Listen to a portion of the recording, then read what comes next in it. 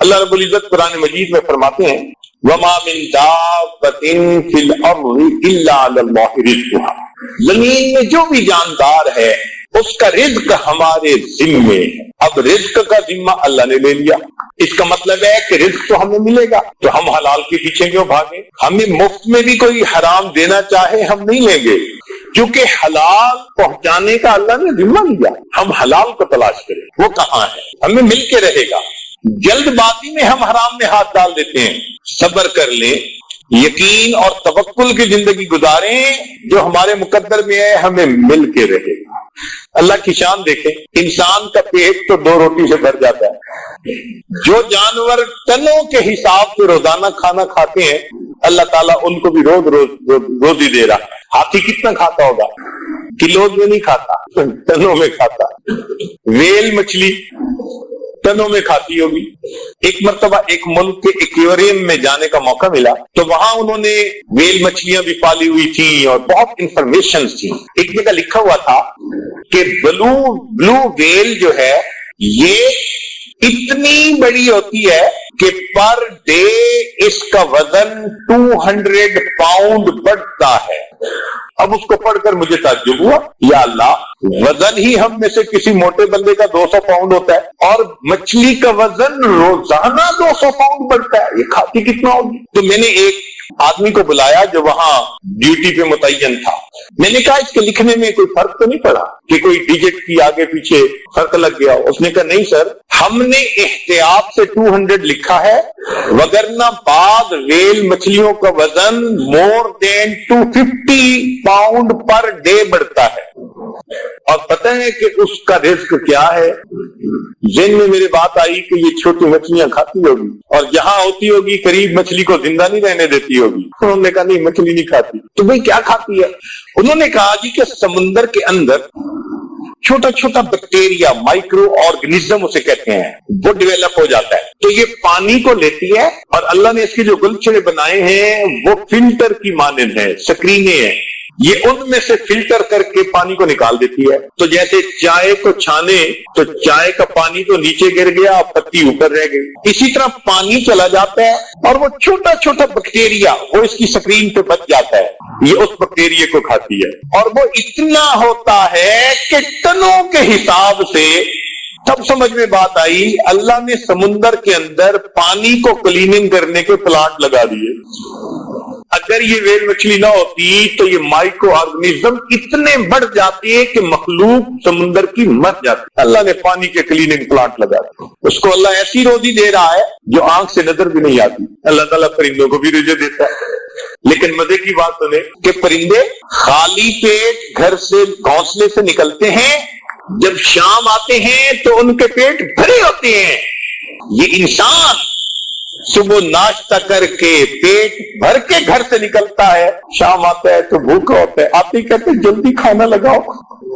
جو اللہ جانوروں کو ٹنوں کے حساب سے رزق دیتے ہیں وہ انسان کو 2 روٹی رزق نہیں دے سکتے۔ یہ تو یقین کی بات ہے۔ کوئی حرام کما لے گا تو کدھر لے کے جائے گا؟ تو یہ یقین اگر بیٹھ جائے تو ہم اس حلال کے اوپر پکے ہو جائیں کہ ہمارا رزق ہمیں پروردگار نے دینا ہے۔ صحابہ کرام کا یقین بنا ہوا تھا، اللہ ان کو رزق دیتے تھے۔ حدیث مبارکہ میں آتا ہے ایک صحابی کو پیشاب کی ضرورت پیش آئی تو وہ یورینیشن کے لیے ذرا ویرانے کی طرف چلے گئے۔ جب یورین پاس آؤٹ کر رہے تھے تو انہوں نے دیکھا کہ ایک سوراخ میں سے ایک چوہا نکلا اور اس کے منہ کے اندر ایک دینار تھا، وہ لا کے پھینک کے پھر واپس چلا گیا، پھر دوبارہ آیا، پھر ایک اور دینار لا کے رکھا۔ کئی مرتبہ وہ اس سوراخ میں بل میں گھسا اور اس نے لا کر دینار باہر ڈال دیے، پھر اندر چلا گیا۔ جب یہ اپنی ضرورت سے فارغ ہوئے تو انہوں نے وہ پیسے اٹھا لیے۔ صحابہ رضی اللہ تعالیٰ عنہ کی ایک بڑی خوبصورت عادت یہ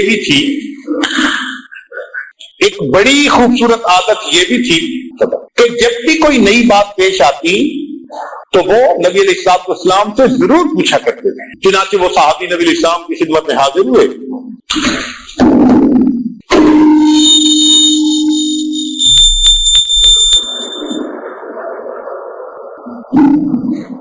چنانچہ وہ صحابی ان دینار کو لے کر نبی علیہ الصلوۃ والسلام کی خدمت میں حاضر ہوئے۔ پوچھا، اے اللہ کے پیارے حبیب صلی اللہ علیہ وسلم، میرے ساتھ یہ واقعہ پیش آیا، اب آپ بتائیے کہ یہ مال میرے لیے جائز ہے یا نہیں ہے؟ نبی علیہ السلام نے فرمایا کہ یہ رزق ہے جس کا اللہ رب العزت نے تمہارے لیے انتظام کر دیا. چنانچہ اس صحابی نے اس مال کو استعمال کیا. جب یہ واقعہ حدیث پاک میں پڑھتے ہیں حیران ہوتے ہیں، یا اللہ جن کے رزق بنے ہوئے تھے، یقین بنے ہوئے تھے، ان کو آپ دلوں سے رزق دیتے تھے، اور جن بیچاروں کے یقین نہیں بنے ہوئے وہ مہینے میں جو کماتے ہیں وہ بلوں میں چلے جاتے ہیں. یہ بجلی کا بل، یہ انشورنس کا بل، یہ مکان کے کرائے کا بل، یہ ڈاکٹر کا بل، یہ فلاں بل، جو کماتے ہیں سب بلوں میں چلا جاتا ہے. تو دل میں یقین ہو کہ رب کریم نے یہ بات اپنے ذمہ میں لے لی. ارشاد فرمایا وَفِي السَّمَاءِ رِزْقُكُمْ، تمہارا رزق آسمانوں میں ہے. بھئی اگر ہمارا رزق آسمانوں میں ہے تو کوئی دوسرا بندہ اس رزق پہ ہاتھ ڈال سکتا ہے؟ اگر وہ لے کے جا رہا ہے تو اپنا حصہ ہی لے کے جا رہا ہے. ہاں لے غلط طریقے سے جا رہا ہے. اگر میری جیب سے لے کے گیا اللہ مجھے اور پہنچا دیں گے، مجھے تو ملنا ہے، مجھے تو میرے رب نے دینا ہے. اگر یہ یقین ہو جائے تو ہماری زندگی آسان ہو جائے. اس یقین کو بنانے کی، ڈیولپ کرنے کی ضرورت ہے. جس طرح سرکہ ڈالنے سے شہد فاسد ہو جاتا ہے، اس طرح شک کے آ جانے سے یقین فاسد ہو جاتا ہے. اور آج دیکھیں ہم میں سے کتنے لوگ شک میں مبتلا. اس لیے شریعت نے قرآن مجید کی ابتدا سے ہی ذالک الکتاب پہلے کہا لا ریب فیہ، اس میں کوئی شک نہیں، ہدی للمتقین، متقیوں کو ہدایت. شک کی جڑ ہی کاٹ کے رکھی. چنانچہ نبی علیہ السلام نے دعا سکھائی اللہم انی اعوذ بک من الشک والشرک والشقاق والنفاق وسوء الاخلاق. شرک سے بھی پہلے شک سے پناہ مانگی. شک دل میں آیا ایمان رخصت ہو گیا.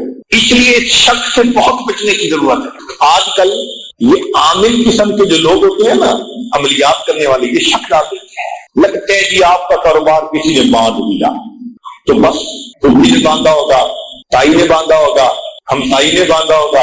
لوگوں کو چھوٹا خدا بنا لیتے ہیں. بھائی رزق تو اللہ دینے والا ہے، وہ دینا چاہے پوری دنیا مل کے اس کو روک نہیں سکتی، وہ نہ دینا چاہے پوری دنیا مل کے ہمیں دے دی.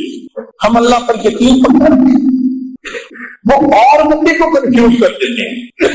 اور یہ جو لوگ کہتے ہیں میں بڑا کنفیوز ہوں، اس کا مطلب ہے شک میں ہے. چونکہ کنفیوز چیز ہی الگ ہے. جس کا یقین ہوتا ہے وہ اپنی بات پہ پکا ہوتا ہے. آج اس یقین کی ہمیں بہت ضرورت ہے. چنانچہ یقین کے 3 مرتبے علماء نے لکھے ہیں. ایک کو کہتے ہیں علم الیقین، ایک کو کہتے ہیں عین الیقین، اور ایک کو کہتے ہیں حق الیقین. علم الیقین کا مطلب علم کی حد تک یقین ہو. عین الیقین جیسے مشاہدہ کر لیتا ہے بندہ، ایسے یقین ہو. اور حق الیقین کے یقین کا آخری درجہ بندے کو نصیب ہو جائے. ایک مثال سے بات آسان ہو جائے گی. سردی کے موسم میں آپ ٹھٹکتے ہوئے گھر آئے، بیوی نے دیکھا، کہتی ہے میں آپ کے لیے بھی چائے لاتی ہوں. جب بیوی نے کہا چائے لاتی ہوں تو آپ کو علم الیقین حاصل ہے کہ وہ گرم چائے لائے گی، وہ گرم چائے لائے گی. یہ علم الیقین. اس نے چائے لا کے سامنے رکھ دی، اب اس میں سے آپ نے بخارات اس سے دیکھے. یہ عین الیقین کہ واقعی گرما گرم چائے آئی ہے. اور آپ نے چائے کے کپ کو اٹھا کے منہ سے لگا لیا، ایک سپ لے لی. اب اس کو حق الیقین ہے. صحابہ رضی اللہ تعالیٰ عنہ کو نبی علیہ السلام کی مبارک صحبت کی برکت سے حق الیقین حاصل ہو گیا. اس کی دلیل سیدنا علی کرم اللہ وجہہ نے فرمایا کہ مجھے آخرت کے اوپر اتنا یقین ہے کہ اگر جنت اور جہنم میری آنکھوں کے سامنے بھی آ جائے تو میرے یقین میں ذرہ برابر اضافہ نہیں ہو سکتا. کیا یقین تھا، سبحان اللہ. اور واقعی پھر اللہ تعالیٰ نے ان کے ساتھ ویسا معاملہ کیا.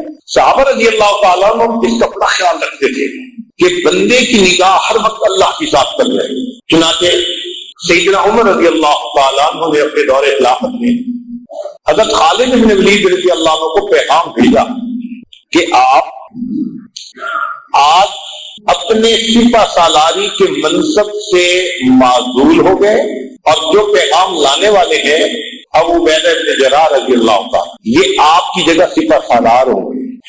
ہاں آپ میرے پاس مدینہ آنا چاہیں تو موسٹ ویلکم، اور اگر عام سپاہی فوجی بن کر جہاد میں حصہ لینا چاہیں تو ویل اینڈ گڈ، یہ آپ کا چوائس ہے۔ حضرت عمر رضی اللہ تعالیٰ عنہ نے جیسے گروپ کا پڑھا اپنا چارج فوراً ہینڈ اوور کر دیا اور خود ایک عام مجاہد بن کر اللہ کے راستے میں لڑنے کا فیصلہ کر لیا۔ اب یہ بڑا عجیب سا واقعہ تھا، کسی نے خالد بن ولید سے پوچھا کہ آپ کو یہ پیغام ملا and with in a moment آپ نے اتنا بڑا ڈیسیژن میک کر لیا کہ جی ہاں میں ایک عام سپاہی کی طرح لڑوں گا، تو بڑا ٹف ہوتا ہے بندے کے لیے اس کو ڈائجسٹ کرنا، برداشت کرنا۔ تو آپ کو تو بڑی مشکل ہوئی ہوگی، ان کا بالکل نہیں۔ کا مشکل کیوں نہیں ہوئی؟ ان کا مشکل اس لیے نہیں ہوئی کہ جس اللہ رب العزت کو راضی کرنے کے لیے میں سپہ سالار بن کے لڑ رہا تھا، جب میں مجاہد بن کر لڑا پھر بھی اسی رب کو راضی کرنے کے لیے لڑ رہا تھا، مجھے تو کوئی ڈفرینس نہیں ہوا۔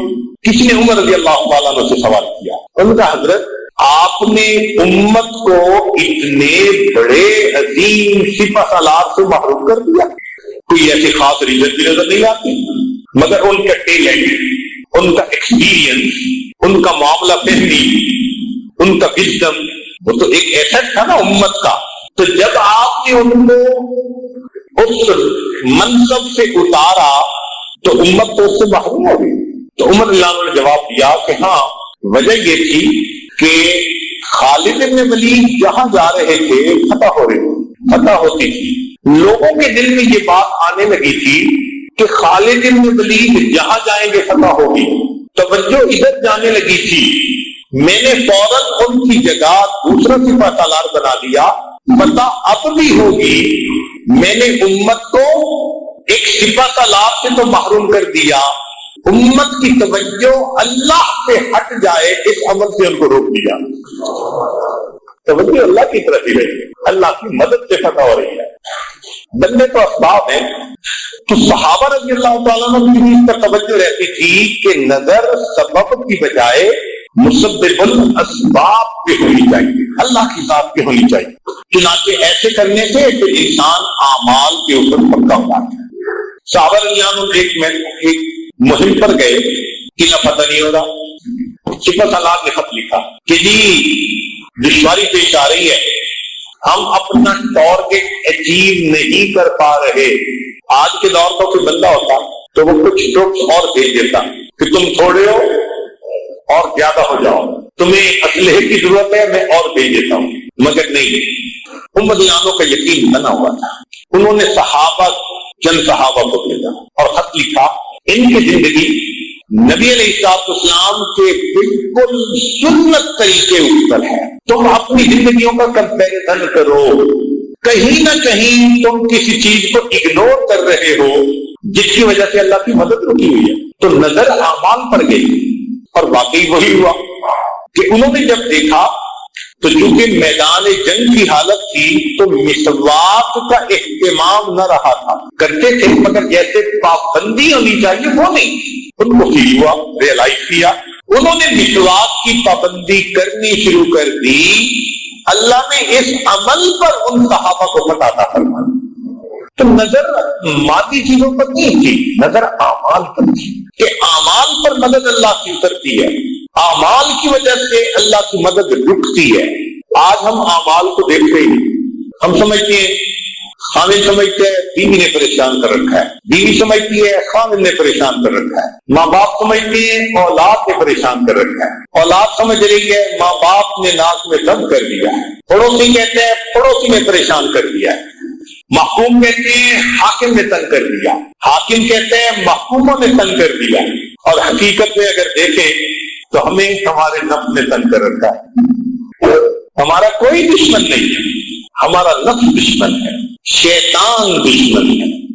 یہ ہم سے خلاف شریعت اعمال کرواتے ہیں اور ان بدعمالیوں کی وجہ سے ہمارے اوپر مصیبتیں آئی۔ قرآن کریم نے صاف کہا ما اصابکم من مصیبت فبما کسبت ایدیکم، جو تمہیں مصیبت پہنچتی ہے تمہارے ہاتھوں کی کمائی۔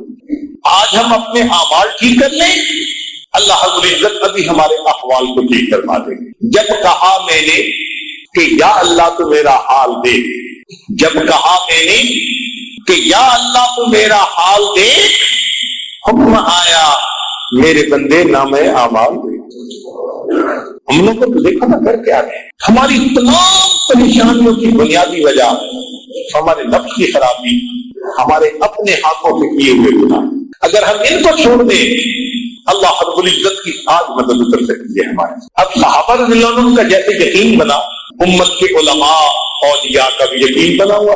چنانچہ باجی بستانی رحمت اللہ علیہ کے پاس ایک بندہ آیا، کہنے لگا بڑا پریشان ہوں، بچے ہیں، روزگار کا کوئی سلسلہ نہیں بن رہا۔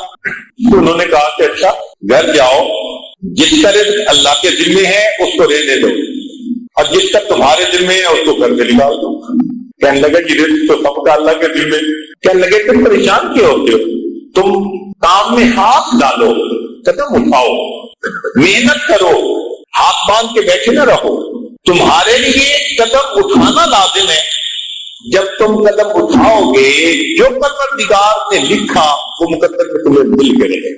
تو ایسے میں انسان دوسرے کی جیب کو کیوں دیکھے، دوسرے کے مال کو غلط طریقے سے کیوں ہتھ آئے، بددیانتی کیوں کرے؟ یقین کی کمزوری کی وجہ سے یہ ساری ہمارے اندر خرابیاں آ رہی ہیں۔ تو یہ یقین بنتا کہتے ہیں، اہل اللہ کی صحبت میں بیٹھ کے بنتا ہے۔ جب انسان انہیں دیکھتے ہیں نا کہ اللہ کے ذات پہ ان کا اتنا پکا ٹھوس یقین ہے، تو پھر انسان کے اپنے دل میں بھی یہ یقین پیدا ہو جاتا ہے، کثرت ذکر سے یہ یقین پیدا ہو جاتا ہے، اور تیسرا اتباع سنت کی وجہ سے یہ یقین پیدا ہوتا ہے۔ ہمارے مشائخ نے یہ 3 باتیں کہی کہ جو بندہ اتباع سنت میں کوشش کرے، ذکر کی کثرت کرے اور اہل اللہ کی صحبت اختیار کرے، اللہ رب العزت اس کو پکا یقین عطا فرمائے۔ مومن اور کافر کی زندگی کا تو بنیادی فرق ہی یہی ہے۔ مومن اللہ کے حکم کو سن کر بات کو مان لیتا ہے، کافر اپنی آنکھ سے دیکھ کے بات کو مانتا ہے۔ تو مومن خبر کے راستے سے چلتا ہے اور کافر نظر کے راستے پر چلتا ہے۔ نظر کا راستہ جدا اور خبر کا راستہ جدا۔ توجہ فرمائیے، قرآن مجید میں سے چند مثالیں دیکھیے۔ قرآن عظیم الشان، سیدنا موسیٰ علیہ السلام فرعون کے جادوگروں کے سامنے کھڑے، جادوگروں نے رسیاں ڈالی، یخیل الیہ من سحرہم انہا تسعی، یوں لگا جیسے سانپ ہیں اور وہ چل کے آ رہے ہیں۔ ایسے میں اگر اپنی عقل سے پوچھیں کیا کرنا چاہیے تو عقل جواب دے گی جناب آپ کے ہاتھ میں عصا ہے، لاٹھی ہے، مضبوطی سے پکڑے، اور جو سانپ قریب آئے اس سانپ کے سر پہ لاٹھی مارے۔ بچاؤ کی ایک ہی صورت ہے اور بچنے کی کوئی صورت نہیں۔ حضرت موسیٰ علیہ السلام نے اللہ تعالیٰ سے پوچھا رب کریم مجھے کیا کرنا ہے؟ اوپر سے خبر آ رہی ہے ان الق عصا، اپنے عصا کو زمین پر ڈال دے۔ اب عقل چیختی ہے، چلاتی ہے، شور مچاتی ہے، یہ امید کا آخری سہارا، تم ڈنڈا بھی ہاتھ سے چھوڑ دو گے تو پھر تو تمہارے پاس ہی کچھ تھے، تم موت سے نہیں بچ سکتے۔ لیکن حضرت موسیٰ علیہ السلام اللہ کے پیغمبر تھے، انہوں نے وہ کیا جو اللہ کا حکم ہے۔ آنکھ کچھ کہہ رہی ہے، خبر کچھ کہہ رہی ہے، آپ نے خبر پر عمل کرتے ہوئے جیسے عصا کو زمین پر ڈالا فَإِذَا هِيَ حَيَّةٌ تَسْعَىٰ، دوڑنے والا اژدہا بن گیا۔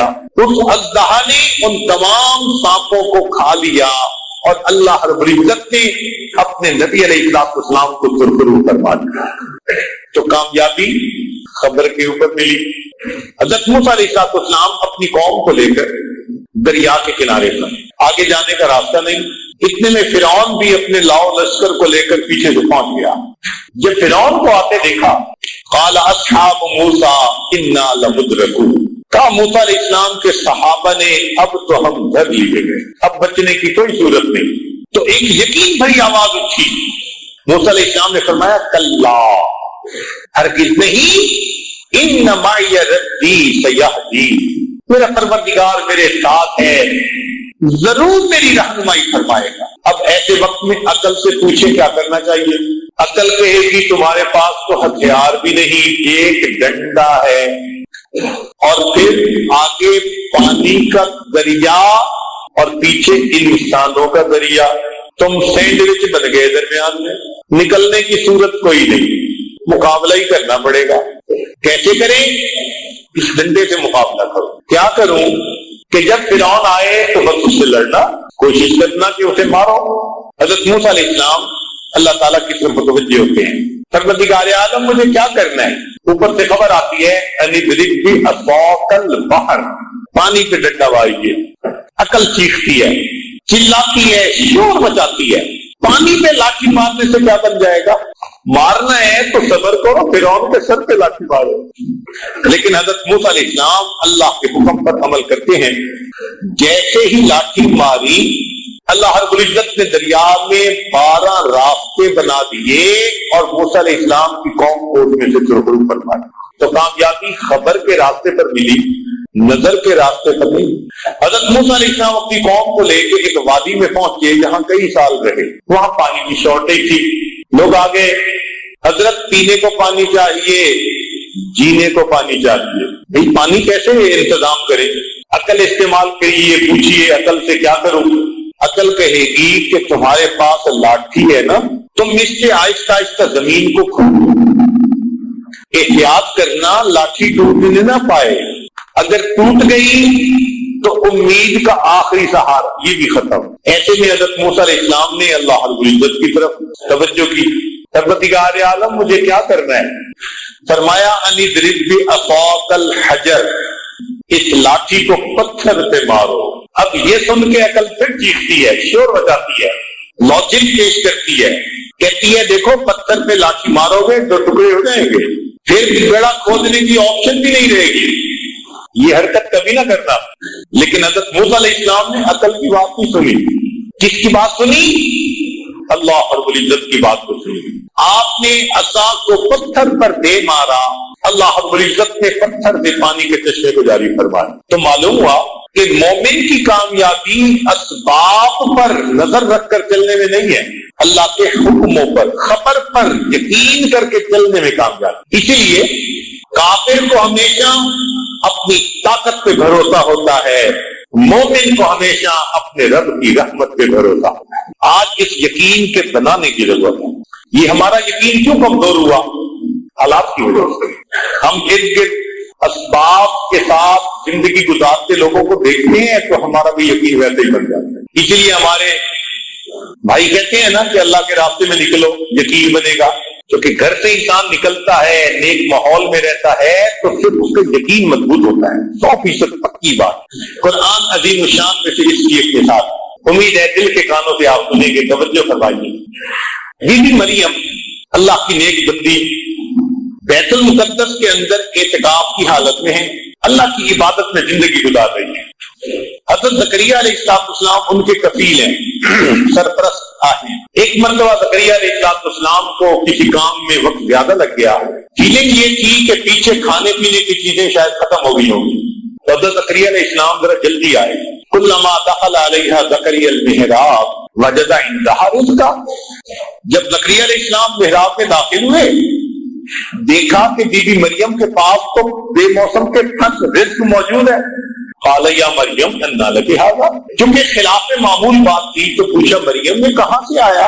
مریم کی اللہ سے لو لگی ہوئی تھی اور اس کی لو لگنے پر اللہ نے اسے بے موسم کے پھل عطا کر دیے تھے، تو بی بی مریم نے فوراً جواب دیا قالت هو من عند اللہ، یہ اللہ کی طرف سے ہے، ان اللہ یرزق من یشاء بغیر حساب، اللہ جس کو چاہتے ہیں بغیر حساب عطا فرما۔ سبحان اللہ، بی بی مریم کا یقین دیکھو کیسا بنا، بے موسم کے پھل کھا رہی ہے۔ پھر ایک ایسا وقت بھی آیا کہ بی بی مریم کو گھر کی زندگی گزارنی پڑی۔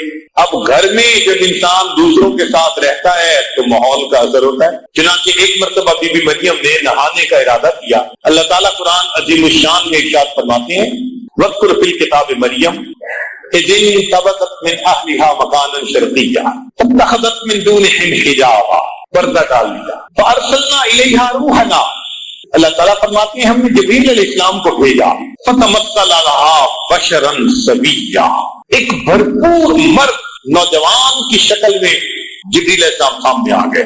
اب بی بی مریم آج کے دور کی بگڑی ہوئی بیگم تو تھی نہیں کہ غیر محرم کو دیکھ کر مسکراتی، تو پاک دامن تھی۔ جب اس نے ایک مرد کو دیکھا کہنے لگی قالت انی اعوذ بالرحمن منک ان کنت تقیا، میں رحمان کی پناہ مانگتی ہوں اگر تیرے دل کے اندر تقوی ہے۔ جبریل علیہ السلام سمجھ گئے کہ بی بی مریم گھبرا گئی، فرمانے لگے انما انا رسول ربک، میں تیرے رب کا بھیجا ہوا نمائندہ ہوں، لأہب لک غلاما زکیا، تاکہ تجھے نیک بیٹا ملے۔ اب اس بات سے بی بی مریم کو اور پریشان کر دیا۔ بی بی مریم جانتی تھی کہ بیٹا ہونے کے دو اسباب ہوتے ہیں، یا عورت نکاح کرے یا عورت بدکار ہو اور زنا کرے، یہ دو سبب ہیں اولاد ہونے کے، اور وہ جانتی تھی کہ میری زندگی میں دونوں نہیں، تو پوچھنے لگی انا یکون لی غلام، میرا بیٹا کیسے ہو سکتا ہے؟ ولم یمسسنی بشر، نہ میں نے کیا نکاح، ولم اکو بغیا، نہ میں نے کیا زنا، میرا بیٹا کیسے ہو سکتا ہے؟ اس پر جبریل صاحب نے فرمایا قال ربک هو علی حی، کہ رب کریم نے فرمایا کہ یہ بیٹا تجھے پروردگار نے دینا ہے، کسی زلفوں والی سرکار نے نہیں دینا۔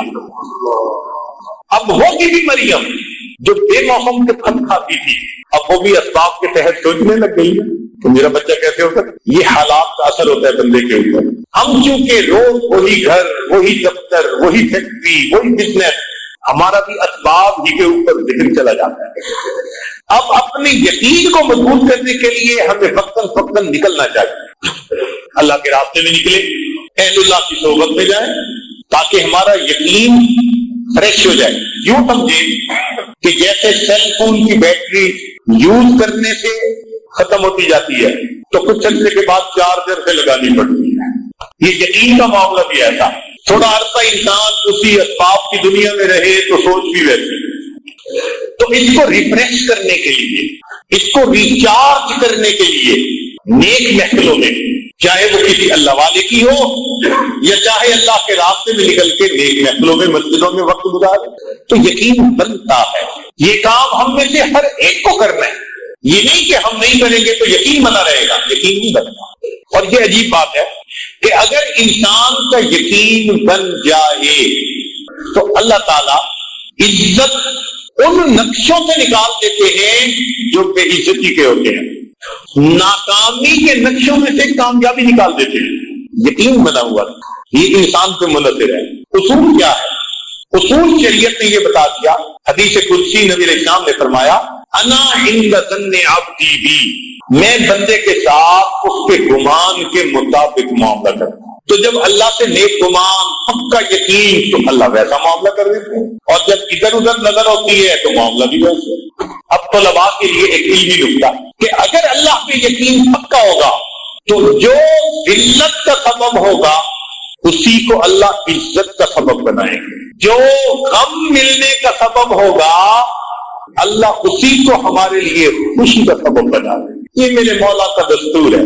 اب قرآن عظیم الشان میں سے اس کی مثال سنیے۔ حضرت موسیٰ علیہ السلام کی والدہ نے اپنے بیٹے کو دریا میں ڈالا، دل غمزدہ ہوا، معافی۔ اب دل کو غم ملا تو اس کا سبب کیا تھا؟ پانی بنا، پانی میں بیٹے کو ڈالا تو ظاہر سبب پانی بن رہا ہے، لیکن آنکھ بند کر کے اس نے اللہ پہ اعتماد کیا تو جو سبب غم کا بنا تھا اللہ تعالیٰ نے اسی کو خوشی کا سبب بنایا۔ فرعون کو موت، زمین پھٹی، اور قارون کی طرح یہ بھی بھس جاتا، اس طرح بھی آ سکتی تھی، کسی بیماری سے بھی آ سکتی تھی، کوئی اللہ بلا مسلط کر دیتے جو اس کو کاٹ کے ٹکڑے کر دیتی، یہ بھی ہو سکتا تھا۔ نہیں، اللہ نے فرعون کو کہاں ڈبویا؟ پانی میں ڈبونے میں حکمت کیا؟ مفسرین نے نکتہ لکھا کہ موسیٰ علیہ السلام کی والدہ کو پانی میں اپنا بیٹا ڈالنے کی وجہ سے غم کا سبب یہ بنا تھا، مگر اس نے اللہ پہ یقین کیا اللہ نے اسی پانی کو اس کے لیے خوشی کا سبب بنا دیا، فرعون کو پانی میں ڈبو کے دکھا دیا۔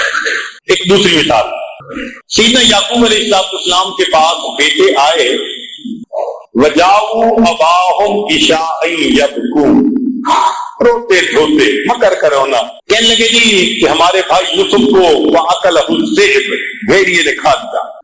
وَجَاءُوا عَلَىٰ قَمِيصِهِ بِدَمٍ كَثِيرٍ، قمیص کے اوپر خون لگا ہوا تھا جھوٹ موٹ کا، تو انہوں نے دکھا دیا۔ یعقوب علیہ السلام سمجھ تو گئے کہ معاملہ کچھ اور ہے، لیکن دل پہ صدمہ ہوا کہ بیٹا جدا ہو گیا۔ اب اس صدمے کا سبب کیا بنا؟ قمیص بنا۔ جب خون آلود قمیص دیکھا تو دل پہ چوٹ لگی، سبب قمیص بن رہا۔ خیر بیٹے کی یاد میں روتے رہے، حتیٰ کہ بینائی بھی چلی گئی۔ To cut the story short, ایک وقت آیا کہ جب بھائیوں کو حضرت یوسف علیہ السلام نے بتا دیا، بات کھل گئی، بھائیوں نے معافی مانگی، یوسف علیہ السلام نے معاف کر دیا۔ پوچھا کیا حال ابو کا؟ انہوں نے کہا جی آپ کی یاد میں رو رو کے تو یہ بینائی چلی گئی۔ اب یوسف علیہ السلام کہہ سکتے تھے کہ اچھا میں دعا کرتا ہوں اللہ میرے والد کی بینائی واپس لوٹا دے، ایسا پاسبل تھا، کوئی دوائی بھیج دیتے کہ ابو کو کہیں استعمال کریں بینائی واپس آ جائے گی، نہیں۔ یوسف علیہ السلام نے جواب میں کیا فرمایا؟ اذهبوا بقمیصی، میری قمیص کو لے کے جاؤ، یہ والد کے چہرے پہ لگاؤ، فرتد بصیرا، اللہ قمیص کی وجہ سے بینائی عطا فرما دیں گے۔ کیوں؟ غم کا سبب قمیص بن رہی تھی، اللہ پہ توکل رکھی، یقین رکھا، ایک وقت آیا اللہ نے اسی قمیص کو بینائی لوٹنے کا سبب بنا دیا۔ یہ مومن کا یقین ہوتا ہے، کیوں یقین ہوتا ہے اللہ کی ذات پہ، اور جیسا یقین ہوتا ہے پھر اللہ تعالیٰ اس کے ساتھ ویسا ہی فرماتے ہیں۔ طلباء کے لیے ایک علم اور علمی نکتہ کہ اللہ رب العزت کے ہاں ایک دستور ہے، جزاء من جنس العمل، جزاء من جنس العمل، جیسا عمل ویسا جیسی جزا۔ ہم اپنی زبان میں کہہ سکتے ہیں جیسی کرنی ویسی بھرنی، جیسی کرنی ویسی بھرنی۔ اب ذرا اس کی مثالیں قرآن عظیم الشان میں سے۔ تہجد پڑھنے والے لوگ جب تہجد پڑھتے ہیں تو ان کا یہ عمل اللہ کو بڑا اچھا لگتا ہے۔ اللہ تعالیٰ قرآن مجید میں فرماتے ہیں بلا تعلم نفس ما اخفی لهم من قرۃ اعین، کوئی جی نہیں جانتا ان کی آنکھوں کی ٹھنڈک کے لیے ہم نے کیا تیار کر رکھا ہے۔ یہاں طالب علم کے ذہن میں ایک بات آتی ہے کہ اللہ تعالیٰ نے یوں تو نہیں فرمایا ان کے دلوں کے سکون کے لیے ہم نے کیا تیار کر رکھا، ان کے دلوں کی خوشی کے لیے ہم نے کیا تیار کر رکھا، فرمایا ان کی آنکھوں کی ٹھنڈک کے لیے۔ تو مفسرین نے اس کا جواب لکھا کہ وجہ یہ ہے تہجد جو بندہ پڑھتا ہے رات کو کم سونے کی وجہ سے آنکھیں نیند سے بوجھل ہوتی ہیں، نیند سے بوجھل ہوتی ہیں، نیند کو ترس رہی ہوتی ہیں، چونکہ عمل یہ تھا کہ آنکھیں نیند کو ترس رہی تھی۔ رب کریم نے فرمایا میرے بندو تہجد پڑھنے پر دنیا میں تمہاری آنکھیں نیند کو ترسیں گی، میں جنت میں تمہیں وہ نعمتیں دوں گا جو تمہاری آنکھوں کی ٹھنڈک بن جائے۔ اور مثال قرآن مجید میں سے قیامت کے دن مجرم کھڑے ہوں گے، اللہ تعالیٰ ارشاد فرماتے ہیں وَلَوْ تَرَىٰ إِذِ الْمُجْرِمُونَ نَاكِسُو رُءُوسِهِمْ عِندَ رَبِّهِمْ، اگر آپ کبھی دیکھیں مجرموں کو کہ وہ قیامت کے دن کس طرح اللہ کے سامنے سر جھکائے کھڑے ہوں گے۔ طالب علم کے ذہن میں بات آتی ہے، طالب علم کے ذہن میں بات آتی ہے کہ یہ نہیں کہا گیا کہ مجرم پریشان کھڑے ہوں گے، مجرم دہشت کی کیفیت میں کھڑے ہوں گے، نہیں، فرمایا اللہ کے سامنے کھڑے ہوں گے سر جھکے ہوئے ہوں گے۔ تو مفسرین نے اس کا جواب دیا کہ اصل وجہ یہ تھی یہ وہ لوگ تھے جنہوں نے اللہ کے حکموں کے سامنے سرتابی کی تھی، حکم ماننے سے انکار کیا تھا، اللہ کے حکموں کے آگے سر نہیں جھکایا تھا، کیونکہ گناہ ایسا تھا۔ اب اللہ تعالیٰ قیامت کے دن اس طرح کھڑا کریں گے شرم کی وجہ سے اللہ کے سامنے سر جھکے ہوئے ہوں۔ جیسا عمل ویسی جزا.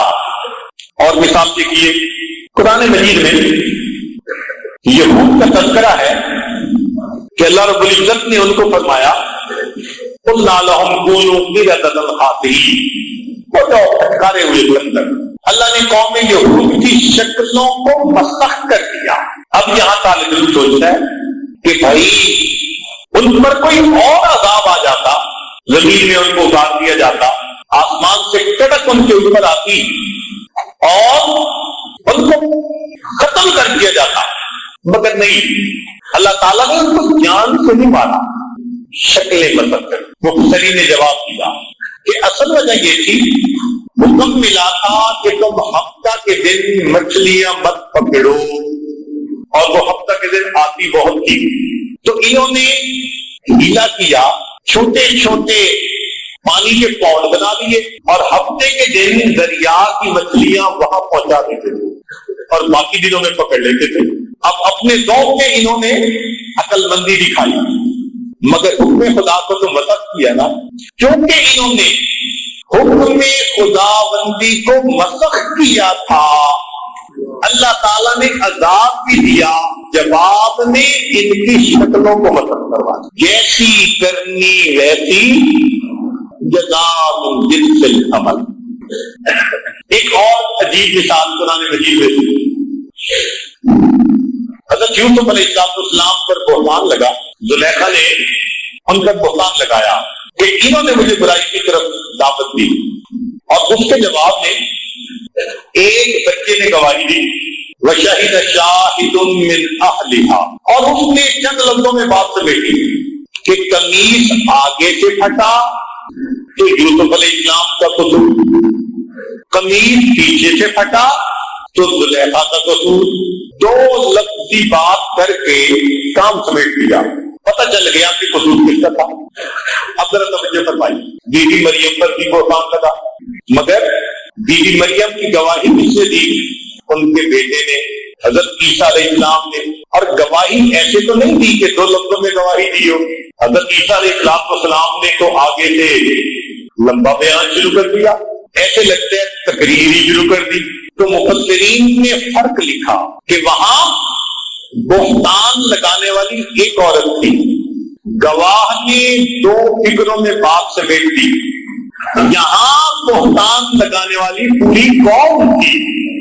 قوم نے کہا تھا یا مریم لقد جئتی شیئا فریا. چونکہ قوم پوری بہتان لگانے والی تھی تو اللہ تعالیٰ نے بھی پھر بیٹے سے گواہی ایسی دلوائی جیسے مجمع کے سامنے کوئی تقریر کرتا ہے. کیا فرمایا عیسیٰ علیہ السلام نے؟ قال انی عبد اللہ آتانی الکتاب وجعلنی نبیا وجعلنی مبارکا اینما کنت واوصانی بالصلاۃ والزکاۃ ما دمت حیا وبرا بوالدتی ولم یجعلنی جبارا شقیا. اللہ دیکھیں حضرت عیسیٰ علیہ السلام بات فرما رہے ہیں، قوم کی نا پوری. تو جیسا قوم کا عمل اللہ کی گواہی بھی اسی ترتیب کی عطا فرما. ایک اور مثال، بنی اسرائیل کے ہاں دستور یہ تھا کہ جب کوئی بندہ کبیرہ گناہ کر بیٹھتا تو اسے توبہ کرنی ہوتی. توبہ کیسے کریں؟ اللہ تعالیٰ نے فرمایا کہ تم سارے کے سارے توبہ کرنے والے باہر نکلو، ہم آسمان سے بادل بھیجیں گے، اندھیرا کر دیں گے.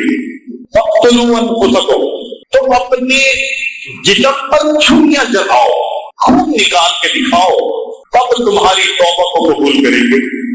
بڑی حیرانی ہوتی ہے کہ توبہ کی قبولیت کے لیے جسم پہ چھریاں چلانی ضروری، اور ادھر امت محمدیہ کا مسئلہ توبہ کرنی ہو تو توبہ کے لیے کچھ بھی نہیں کرنا پڑتا، فقط دل میں انسان نادم شرمندہ ہو. نبی اسلام نے فرمایا الندم توبہ، دل کی ندامت یہی توبہ. ادھر چھریاں مروائی، ادھر دل کی ندامت کو قبول کر لیا. تو طالب علم کے دل میں سوال پیدا ہوتا ہے آخر اس فرق میں کیا حکمت؟ تو مفسرین نے جواب دیا، اللہ ان کو جزائے خیر عطا فرمائے. قرآن مجید کے ایک ایک نقطے کو کھول کے بیان کر دیا. انہوں نے فرمایا دیکھو، جب موسیٰ علیہ السلام نے بنی اسرائیل کے سامنے اللہ کی توحید کو پیش کیا تھا، ایمان کو پیش کیا تھا، تو قوم نے جواب دیا تھا لن نؤمن لک حتی نری اللہ جہرۃ، تمہاری بات نہیں مانیں گے جب تک آنکھوں سے ہم خدا کو نہیں دیکھیں گے، واضح دیکھیں گے نشانی تب مانیں گے۔ کیونکہ انہوں نے ایمان لانے کے لیے اللہ سے واضح نشانی مانگی تھی، رب کریم نے فرما دیا اچھا اب تم گناہ سے توبہ کرنا چاہتے ہو، ہم بھی تم سے واضح نشانی مانگیں، چھریاں مارو نا ذرا، دکھاؤ ہمیں کہ تم سچے ہو اپنی بات۔ امت محمدیہ کا معاملہ دیکھو، نبی علیہ السلام نے آ کر دین کو پیش کیا، امت نے کوئی دلیل نہیں مانگی، بنا دلیل مان لیا۔ اللہ نے فرمایا میرے بندو جب تم بنا دلیل مجھ پر ایمان لے آئے، تم گناہ کر بیٹھے، معافی مانگنا چاہتے ہو، اپنے دل میں نازم ہو جاؤ گے، کوئی دلیل نہیں مانگتا، تمہارے دل کی ندامت کو قبول کر دیتا۔ ایک اور بات، چلے بات کو پھر سمیٹتے ہیں۔ ابرہہ نامی ایک یمن کا بادشاہ تھا، اس نے سنا کہ بیت اللہ ایک عمارت جو اس وقت تجارت کی مرکز بن چکا، آنے والے قافلے وہاں رکتے ہیں، سردی اور گرمی کے سفر میں وہ مرکز بنتا ہے۔ اس نے سوچا کہ اچھا چلتے ہیں ہاتھیوں کا لشکر لے کر اور بیت اللہ کو گراتے ہیں، ختم کر دیں گے، اور اس کی بجائے اپنے علاقے میں ایک مرکز بناتے ہیں، بزنس سینٹر، تاکہ لوگ اس کو مرکز بنائیں۔ اب اس ارادے سے وہ چل پڑا اپنے ہاتھیوں کے لشکر کو لے کر۔ پھر اللہ رب العزت کا کیا معاملہ ہوا، سبحان اللہ۔ اللہ تعالیٰ فرماتے ہیں فَأَرْسَلْنَا عَلَيْهِمْ طَيْرًا أَبَابِيلَ تَرْمِيهِمْ بِحِجَارَةٍ، ہم نے ان پر پرندوں کو بھیج دیا، چھوٹے چھوٹے پرندے، ابابیل، ترمیہم بحجارہ، انہوں نے پتھر پھینکے، اور ان پتھروں کی وجہ سے کیسے کر دیا فَجَعَلْنَاهُمْ كَعَصْفٍ مَّأْكُولٍ، کھائیں گے پھوسے کی طرح ان کو تباہ کر کے رکھ دیا۔ اب یہاں پر طالب علم کے ذہن میں ایک سوال آتا ہے کہ اللہ رب العزت نے یہ کام پرندوں سے لیا، زمین پھٹ جاتی، ہاتھیوں کا لشکر اندر چلا جاتا، یہ بھی ممکن تھا، تیز ہوا چلتی اور قوم عاد کی طرح سب کو پٹک پٹک کے زمین پہ مار دیتی، یہ بھی ممکن ہو سکتا تھا، بجلی چمکتی اور سارے کے سارے لشکر کے لوگوں کو موت کی نیند سلا دیتی، یہ بھی ہو سکتا تھا۔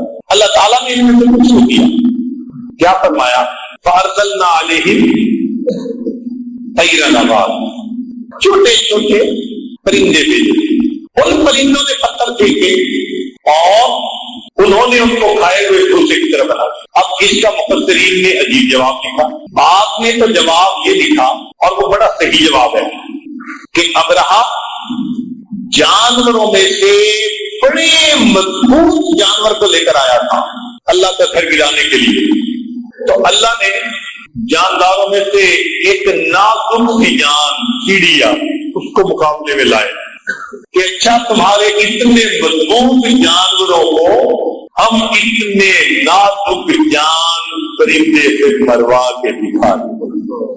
یہ بھی ثواب بالکل ٹھیک ہے، مگر محققین نے ایک اور بات لکھی اور عجیب بات لکھی، عجیب نقطہ علمی لکھا، فرماتے ہیں کہ اللہ کے ہاں دستور جزاء من جنس العمل ہے، لہذا ابرہہ اپنے گھر سے چلا تھا کس نیت کو لے کر کہ عزت والے گھر کو مٹا دوں گا اور جس کی کوئی عزت نہیں اس گھر کو بزنس سینٹر میں بنا دوں گا، ترتیب بدلنے چلا تھا، عزت والے گھر کو مٹا دو اور جس کی کوئی حیثیت نہیں اس کو عزت والا بنا دو۔ تو یہ خدا کی ترتیب کو مٹانے چلا تھا، بدلنے چلا تھا۔ اللہ نے بھی معاملہ ایسا کیا، ابرہہ میری بنائی ہوئی ترتیب کو بدلنے آئے ہو، چلو دنیا کی ترتیب یہ ہے انسان شکاری ہوتا ہے، پرندہ شکار بنتا ہے، یہ روزمرہ کی ترتیب ہے، آج میں بھی ترتیب بدل دیتا ہوں، میرے پرندے آج صیاد بنیں گے، تم ان کے شکار بنو گے، آج وہ پتھر جزا من جنس العمل. تو جب اللہ رب العزت کا معاملہ ایسا ہے تو ہم اللہ پہ کیوں نہ پکا یقین کرتے ہیں. اس پکے یقین کا فائدہ یہ ہوگا کہ اللہ کی مدد ہمارے پلڑے میں آ جائے. اور یاد رکھیں جب اللہ کی مدد کسی پلڑے میں آتی ہے وہ پلڑا پوری کائنات سے بھاری ہو جایا کرتا. اس یقین کو بنانے کی ضرورت ہے. ہمارے اکابر کو یقین بنا ہوا تھا. حضرت اقدس نانوی رحمۃ اللہ علیہ انہوں نے جب دارالدیوبند کی ابتدا کی تو اصول اشتغانہ بنائے. 8 اصول دارالعلوم کو چلانے کے لیے. ان میں سے ایک اصول یہ تھا کہ دارالعلوم کے لیے مستقل آمدنی کا کوئی ذریعہ قبول نہیں کیا جائے گا. آج ہم لوگ دعائیں مانگتے نہیں سکتے اللہ ہمارے مدرسے کے لیے کوئی مستقل ذریعہ بن جائے آمدنی کا. ہمارا حال دیکھو اور ہمارے اکابر کا ایمان دیکھو. فرمایا کہ ہم مستقل آمدنی کا کوئی ذریعہ قبول ہی نہیں کریں گے. لوگوں نے پوچھا اگر کیوں؟ فرمایا کہ ان سبب پر نظر چلی جائے گی اور اس کے بدلے اللہ کی مدد رک جائے گی. اس لیے کہتے ہیں کہ very endful where faith begins, very endful where faith begins. جہاں ایمان شروع ہوتا ہے وہاں بندے کی سب غریب ختم ہو جاتی. اللہ پہ جو یقین آ گیا میرا مولا کتنا قریب. ہم بندے ہیں نا, ہمارا معاملہ ایسا ہے کہ ہم ادھر ادھر ہو جاتے ہیں. اللہ اکبر کبیرہ. آج اکثر لوگ یہ اعتراض کرتے ہیں یہ عربی مدارس کے طلباء کہاں سے کھائیں گے. سوال ذرا سنو, عربی مدارس کے طلباء کہاں سے کھائیں گے؟ تو ایک آسان جواب تو یہ کہ جہاں سے انبیاء کھاتے تھے وہیں سے ان کے ورثاء کھائیں گے. انبیاء نے آپ کی ملازمت کی, اللہ نے پالا نا ان کو, اللہ ان کو بھی پالیں گے. اور ایک ہے تحقیقی جواب. اب ذرا سنیے, اس دنیا میں اللہ رب العزت نے ہر بندے کے سامنے کچھ نہ کچھ رکھ دیا ہے اور وہ چیز اس کے رزق کا سبب ہے. کسی کے سامنے اللہ نے اینٹ کو رکھ دیا, وہ اینٹوں کو اینٹوں سے جوڑتا ہے, ہم اسے بیسن کہتے ہیں, مستری کہتے ہیں, اور یہ اینٹ کو اینٹ سے جوڑنا اس کے لیے روزی کا سبب ہے. کسی کے سامنے اللہ نے کپڑے کو رکھ دیا, وہ کپڑے کو کاٹتا ہے, جوڑتا ہے, ہم اسے درزی کہتے ہیں اور یہ اس کے لیے روزی کا سبب بن گیا. کسی کے سامنے اللہ نے لکڑی کو رکھ دیا, وہ لکڑی کو کاٹتا ہے اور جوڑتا ہے, ہم اسے کارپینٹر کہتے ہیں, یہ اس کے لیے روزی کا سبب بن گیا. کسی کے لیے اللہ نے چمڑا سامنے رکھ دیا, وہ چمڑے کو کاٹتا ہے, جوڑتا ہے, جوتے بناتا ہے, ہم اسے موچی کہتے ہیں, یہ اس کے لیے روزی کا سبب بن گیا. کسی کے سامنے اللہ نے لوہے کو رکھ دیا, وہ لوہے کے پرزے کھولتا ہے اور جوڑتا ہے, ہم اسے مکینک کہتے ہیں, یہ اس کے لیے روزی کا سبب بن گیا. خدا کے بندوں, کسی کے سامنے اینٹ رکھی اللہ نے روزی دی, کسی کے سامنے لکڑی رکھی اللہ نے روزی دی, کسی کے سامنے لوہا رکھا اللہ نے روزی دی, کسی کے سامنے چمڑا رکھا اللہ نے روزی دی. ان طلباء کے بارے میں پوچھتے ہو جن کے سامنے اللہ نے اپنے قرآن کو رکھ دیا, ان کو وہ پروردگار روزی نہیں کھلاتا.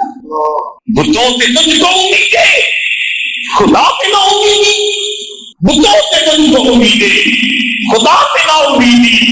مجھے بتا تو صحیح اور کافی کیا ہے. یقین بنانے کی ضرورت ہے.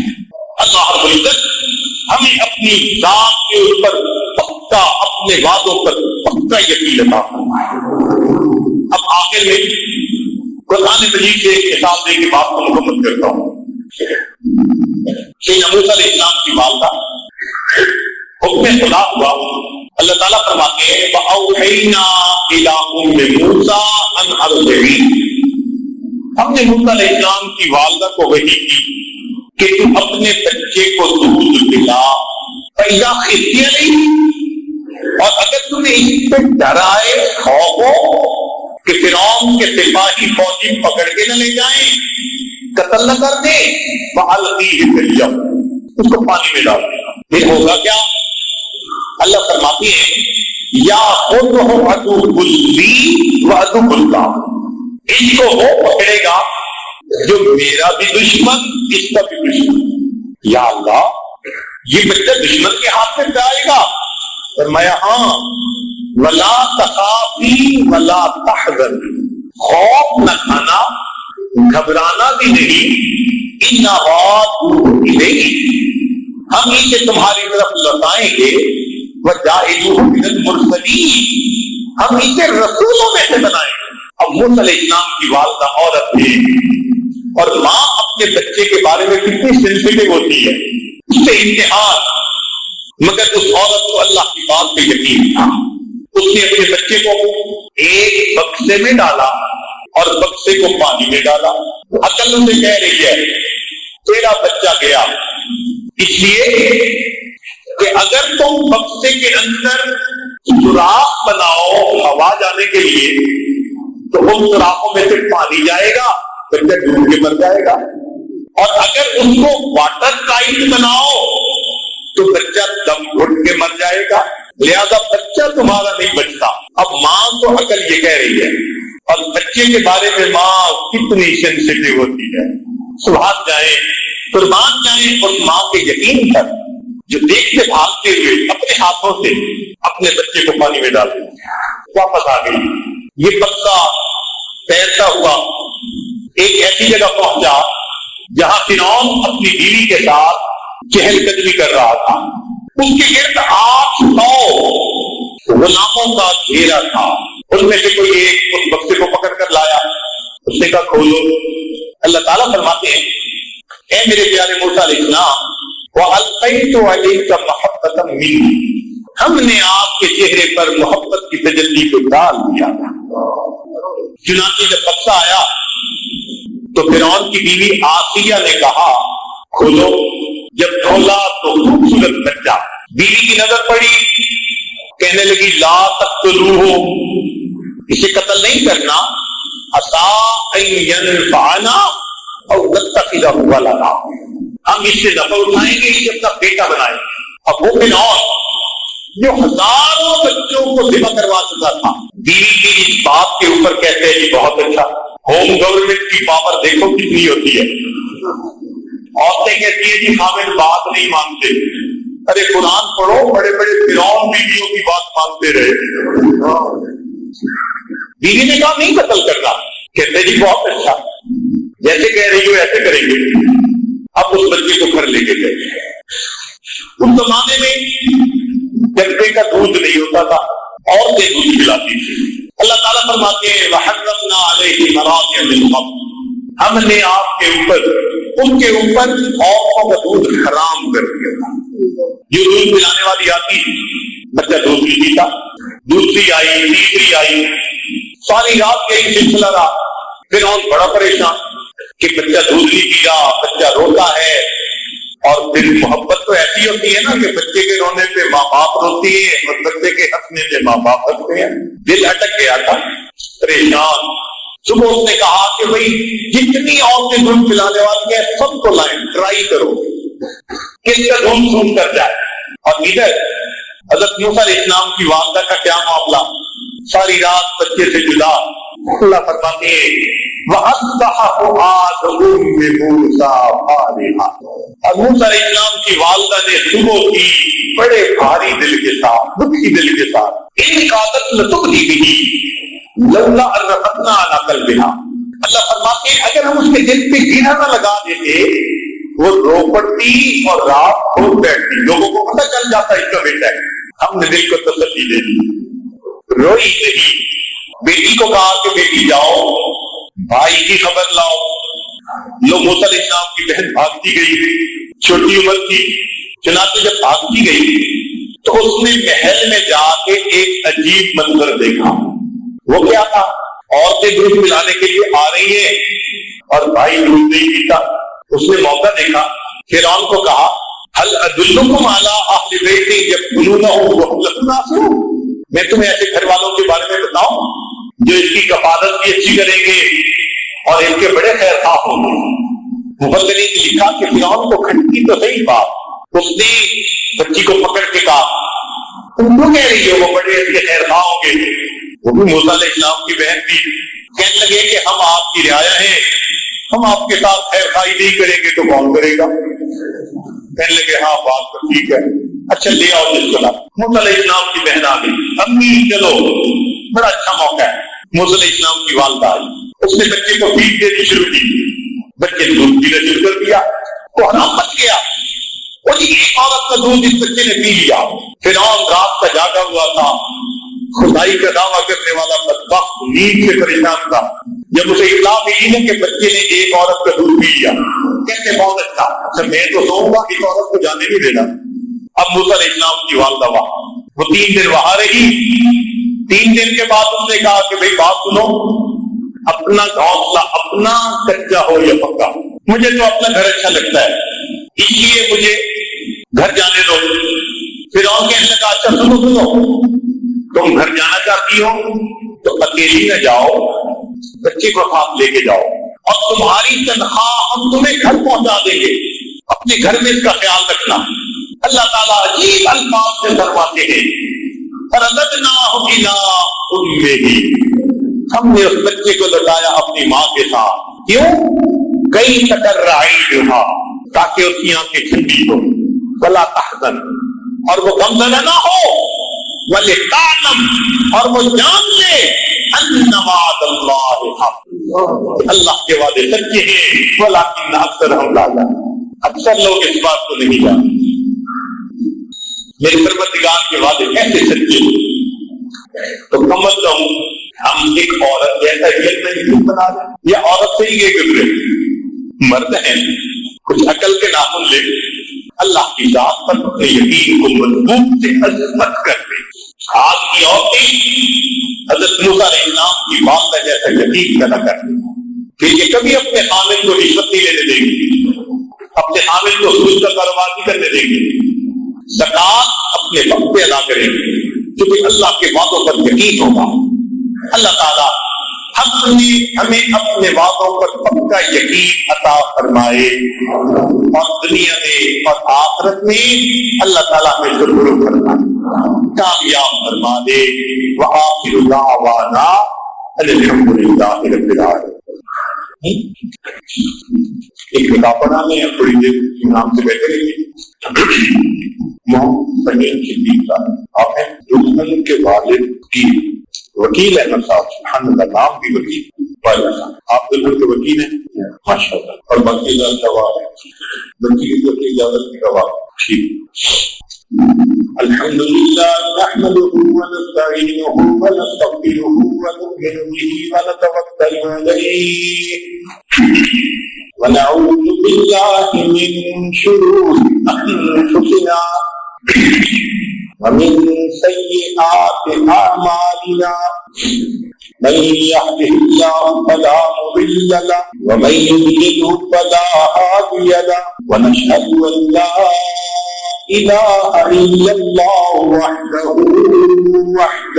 لا شريك له، ونشهد أن سيدنا ومولانا محمدا عبده ورسوله. أما بعد، أعوذ بالله من الشيطان الرجيم، بسم الله الرحمن الرحيم. يا أيها الناس اتقوا ربكم الذي خلقكم من نفس واحدة وخلق منها زوجها وبث منهما رجالا كثيرا ونساء، واتقوا الله الذي تساءلون به والأرحام إن الله كان عليكم رقيبا. وقال الله تعالى في مقام آخر: يا أيها الذين آمنوا اتقوا الله حق تقاته ولا تموتن إلا وأنتم مسلمون. وقال الله تعالى في مقام آخر: يا أيها الذين آمنوا اتقوا الله وقولوا قولا سديدا يصلح لكم أعمالكم ويغفر لكم ذنوبكم ومن يطع الله ورسوله فقد فاز فوزا عظيما. وقال رسول الله صلى الله عليه وسلم النكاح من سنتي. وفي رواية أخرى فمن رغب عن سنتي فليس مني. سبحان ربك رب العزة عما يصفون وسلام على المرسلين والحمد لله رب العالمين. اللهم صل على سيدنا ومولانا محمد وعلى آل سيدنا ومولانا محمد وبارك وسلم.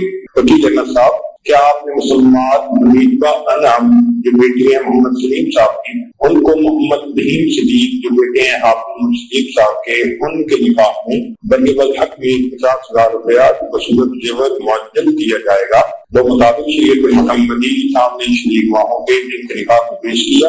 جی دوبارہ پوچھتا ہوں وکیل علی صاحب، کیا آپ نے مسلمان حمیدہ انعام جو بیٹی ہیں محمد سلیم صاحب کی، ان کو محمد بہیم صدیق کے بیٹے ہیں حافظ صدیق صاحب کے، ان کے نکاح میں بنی الحق میں 50,000 روپیہ بصورت زیور ادا ہوگا؟ وہ مطابق شریعت محمدی سامنے شریک ماہوں کے ان کے نکاح میں پیش کیا. محمد بہیم صدیق صاحب، کیا آپ کے مسلمان حمیدہ انعام جو بیٹی ہیں محمد سلیم صاحب کی، ان کو اپنے نکاح میں بنی الحق میں 50,000 روپیہ بصورت زیور ادا کرنا ہوگا؟ وہ مطابق شریعت محمدی سامنے شریک ماہوں کے اپنے نکاح میں قبول کیا. دوبارہ پوچھتا ہوں محمد بہیم صدیق صاحب، کیا آپ کو مسلمان حمیدہ انعام جو بیٹی ہیں محمد سلیم صاحب کی، ان کو اپنے نکاح میں بنی الحق میں 50,000 بصورت زیور ادا کرنا ہوگا؟ مطابق شریعت محمدی سامنے شریک ماہوں کے اپنے نکاح میں قبول کیا. بارک اللہ لک و بارک علیک وجمع بینکما فی خیر. فرماتے ہیں کہ بہت سارے مردوں کی طرف سے اور عورتوں کی طرف سے یہ پیغام ملا ہے کہ وہ اس وقت بیعت ہونا چاہتے ہیں تو بتائے ہونا چاہتے ہیں، تو دعا سے پہلے ان کو بیعت کے توبہ کی کلمات پڑھا. جو احباب تو بتائے ہونا چاہتے ہیں یا پہلے ہو چکے ہیں اس حاجت کے بھاگ کر، وہ لوگ یہ نیت کر لیں کہ ہم پچھلے سب گناہوں سے سچی پکی توبہ کر رہے ہیں اور آئندہ نیکوکاری پرہیزگاری کی زندگی گزارنے کا دل ارادہ کر. بس آپ تک اگر آواز آ رہی ہے اور وہ بھی بیعت کرنا چاہتے ہیں تو وہ کے لیے یہ نیت کر لیں. یہ آدمی خطبہ پڑھے گا، پھر چند کلمات پڑھائے گا جو آپ کے پیچھے پیچھے پڑھنے ہوں. الحمدللہ وکفی وسلام علی عبادہ الذین اصطفی اما بعد. یہ کلمات سب کے ساتھ پڑھتے جائیے. بسم اللہ الرحمن الرحیم. لا الہ الا اللہ محمد رسول اللہ. آمنت باللہ وملائکتہ وکتبہ ورسلہ والیوم الآخر والقدر خیرہ وشرہ من اللہ تعالی والبعث بعد الموت. آمنت باللہ وما هو بأسمائه وصفاته وقبلت جميع أحكامه إقرار باللسان وتصديق بالقلب. أشهد أن لا إله إلا الله وأشهد أن محمدا عبده ورسوله. أستغفر الله ربي من كل ذنب وأتوب إليه برحمتك يا أرحم الراحمين. چند معمولات لیجیے. 100 مرتبہ صبح شام درود شریف پڑھنا. اللہم صلی علی سیدنا محمد وعلی آل سیدنا محمد وبارک وسلم.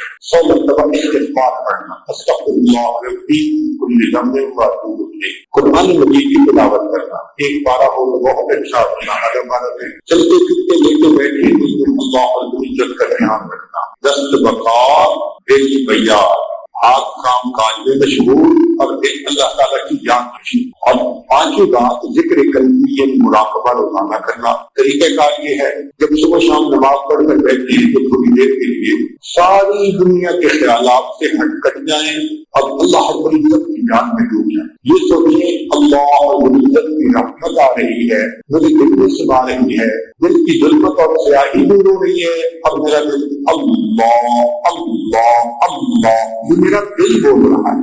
آپ نے زبان سے بولنا نہیں ہے, زبان تالو سے لگے, دل بول رہا ہے اور میں سن رہا. ایسے آپ اگر تلاوت قرآن سن رہے ہیں کسی قاری صاحب کی تو آپ اس کو سنتے ہوئے نہ جھومتے ہیں نہ ہلتے ہیں نہ زور لگاتے ہیں, کچھ نہیں کرتے, بالکل خاموش ہو کے تسلی کے ساتھ کام لگا کر اس کو سن رہے ہوتے ہیں. ایسے ہی آپ نے پرسکون ہو کر تسلی کے ساتھ بیٹھ کے دل کے کام لگا کر دل کی اللہ اللہ سن لی. شروع میں نہیں سنیں گے, بیٹھے رہیں گے تو اللہ تھوڑے دنوں کے بعد دل کی طرف سے ادراک عطا فرما دیں. اس کو ذکر قلبی کرتے ہیں. ذرا غور کرنا, آپ میری آواز اسپیکر پہ سن رہے ہیں تو اسپیکر کے اندر کوئی جاندار بیٹھا ہوا ہے, بے جان چیز ہے نا, اس میں کیا ہے, ایک مقناطیسی فیلڈ ہے, اس میں ایک پردہ بنا ہوا ہے, وہ پردہ کھڑکھڑاتا ہے تو یہ آواز نکلتی ہے اس میں سے.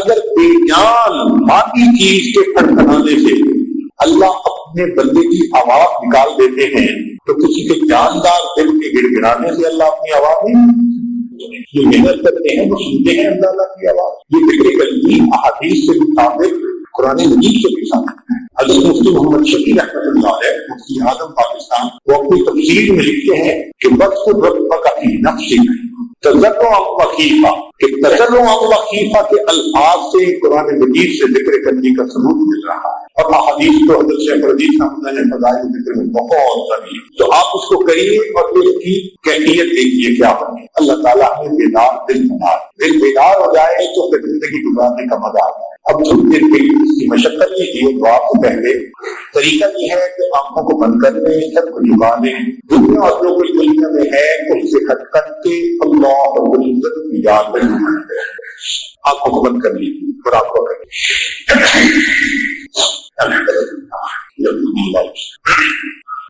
انسان جو اپنے اندر جانتا ہے اسے اپنی اصل تصویر نظر آتی ہے. اپنے من کی تصویر کو کھول دیجیے, اپنی اصل تصویر کو نیچے والا دل بدل دے, میرا غفلت میں ڈوبا دل بدل دے, ہوا والا دل بدل دے, میرا غفلت میں ڈوبا دل بدل دے, بدل دے دل کی دنیا دل بدل دے, خدایا فضل فرما دل بدل دے, گنہگاری میں کب تک عمر کاٹوں, گنہگاری میں کب تک عمر کاٹوں, بدل دے میرا رستہ دل بدل دے, سنو میں نام تیرا دھڑکنوں میں, مزہ آ جائے مولا دل بدل دے, ہٹا لوں آنکھ اپنی ماں سوا سے,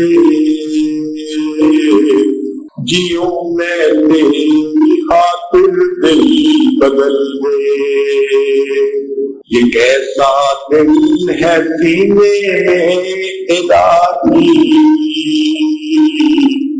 جو زندگی ہے مردہ دل بدل دے, تیرا ہو جاؤں اتنی آرزو ہے, بس اتنی ہے تمنا دل بدل دے, میری فریاد سن لے میرے مولا, بنا لے اپنا بندہ دل بدل دے, گناہ گاری میں کب تک عمر کاٹوں، بدل دے میرا رستہ نہیں بدل دے۔ لا الہ الا اللہ محمد رسول اللہ وکلیہ سبحان ربی العظیم اللہم صلی علی سیدنا محمد وعلی آل سیدنا محمد وبارک وسلم۔ اے مالک، ہم آپ کے ہاتھ مسکین بندے ہیں، ہمارے گناہوں کو معاف فرما، خطاؤں سے درگزر فرما، عیبوں کی سرزنشی فرما۔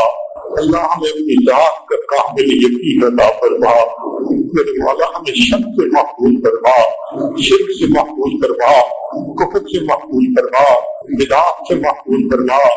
اللہ ہمارے ایمان کی حفاظت فرما، رب کریم عزت کی حفاظت فرما۔ اے اللہ ہمیں ذلت سے محفوظ فرما، ذلت سے محفوظ فرما، عزت سے محفوظ فرما۔ اللہ ہمارے ساتھ درگزر کا معاملہ فرما، آنے والے وقت کو گزرے وقت بہتر فرما، آنے والی زندگی کو گزری زندگی کا کفارہ بنا۔ اے کریم آقا، ہمیں نماز کی قبولی نصیب فرما، سجدے کا سرور نصیب فرما، قرآن پاک پڑھنے کا لطف نصیب فرما، رات کے آخری پہر کے مناجات کی لذت نصیب فرما، ایمان حقیقی کی حلاوت نصیب فرما۔ اے کریم آقا، ہمارے ساتھ درگزر کا معاملہ فرما۔ اللہ بے اولادوں کو نیک اولاد عطا فرما، جس صاحب اولاد ان کی اولادوں کو نیکوکار بنا، فرما بردار بنا، ماں باپ کی آنکھوں کی ٹھنڈک کرا۔ جن گھر میں جوان بچے بچیاں موجود ہیں، ان بچوں کے مستقبل کو روشن فرما، ماں باپ کے لیے فرض ادا کرنے آسان فرما۔ اللہ جو کاروبار کی طرف سے پریشان، ان کی پریشانیوں کو دور فرما، جو گھر بار کی طرف سے پریشان، ان کی پریشانیوں کو دور فرما۔ اے کریم آقا، ہمارے ساتھ درگزر کا معاملہ فرما۔ اللہ بچہ پریشان ہوتا ہے، ماں باپ کی طرف لوٹتا ہے، بندہ پریشان ہوتا ہے، پروردگار کی طرف لوٹتا ہے۔ اے دیکھتوں کے دستگیر، اے ٹوٹے دلوں کو تسلی دینے والے، اے خالی جھولیوں کو بھر دینے والے، میرے مولا ہم نے بھی جھولیاں پھیلائی ہیں، اپنی رحمت سے ان کو بھرپور فرما۔ اللہ ہم نے دیکھا ہے، ماں اپنے بچے کو نجاست سے بچھڑا ہوا دیکھے تو ماں اسے ٹھیک نہیں دیتی، چھوڑ نہیں دیتی، سمجھتی ہے کہ تو نادان ہے، بیٹا تو میرا ہی ہے، وہ بچے کو دھو لیتی ہے، سینے کو لگا دیتی ہے۔ میں کریم آقا، ہم بھی گناہوں کی نجاست میں بچھڑے ہوئے ہیں، میرے مولا ہمیں اپنی نگاہوں سے گرا نہ دیجیے، اللہ ہمیں اپنے در سے تھکا نہ دے دیجیے، اور نفس اور شیطان کے حوالے نہ کر دیجیے۔ اللہ زندگی میں کبھی بھی بے سہارا نہ فرما، کبھی بھی بے آسرا نہ فرما، کبھی بھی اپنے گھر سے دور نہ فرما۔ ایک رحمت کی نظر ہم پہ ڈال کے دھو لیجیے اور ہمیں اپنی رحمت کی چادر میں چھپا دیجیے۔ اللہ یوسف علیہ السلام نے اپنے بھائیوں کو معاف کر دیا تھا، آپ یوسف علیہ السلام سے زیادہ قریب ہے، آپ اپنے بندوں کو معاف فرما دیجیے۔ میرے مولا، ہم نے دنیا میں دیکھا ہے ماں باپ کے دل میں جو آپ نے شفقت بچوں کی ڈال دی ہے، تو وہ بچوں کی چھوٹی چھوٹی تمنائیں پوری کر کے خوش ہو جاتے ہیں۔